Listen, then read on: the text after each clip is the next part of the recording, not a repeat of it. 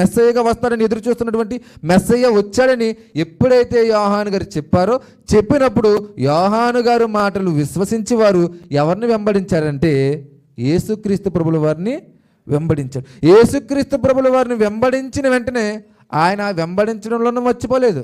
మనకి ఇంకా బాగా అర్థం కావాలంటే ఒక మాట చెప్తున్నాను చూడండి. ఎక్కడన్నా ఒక మెగా ఆఫర్ పెట్టారనుకోండి, వస్తువుల్లో కావచ్చు, దేనిలోనే కావచ్చు, ఒక మెగా ఆఫర్ ఉంది, మీకు పలానా ప్లేస్లో టీవీ వస్తుంది, బైక్ వస్తుంది, కార్ వస్తుంది అని అన్నారు అనుకోండి.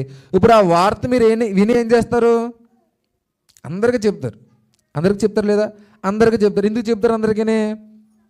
ఇదిగో మనకు కావాల్సిన వస్తువులు పలానా చోట ఇస్తున్నారు, మనకు కావాల్సిన వస్తువులు పలానా చోట దొరుకుతున్నాయి, కాబట్టి మనం అందరం వెళ్ళి ఆ ప్రాంతానికి వెళ్ళి ఆ సామాన్లన్నీ కొనుక్కుందాం, తెచ్చుకుందాం చెప్తారు. ఇప్పుడు అలాగే యేసుక్రీస్తు ప్రభుల వారు వచ్చారని ఎవరికి తెలిసింది? ఆంధ్రే గారికి తెలిసింది. ఆంధ్రే గారికి తెలిసిన వెంటనే ఆయన ఏం చేశాడంటే ఉటావుటిని పరిగెట్టుకుంటూ వెళ్ళి ఎవరికి చెప్పారో తెలుసా? తన సహోదరుడైన పేతురు గారికి చెప్పాడు.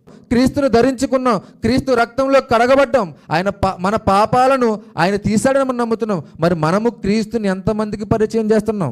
క్రీస్తుని అనేక మంది చోటకి మనం తీసుకెళ్తున్నామా లేదా అని ఒకసారి ఆలోచించాలి ప్రియమైన వాళ్ళారా. ఆంద్రేయ క్రీస్తుని కనుగొన్నాడు, తన సహోదరులకు చెప్పాడు ప్రియమైన వాళ్ళారా.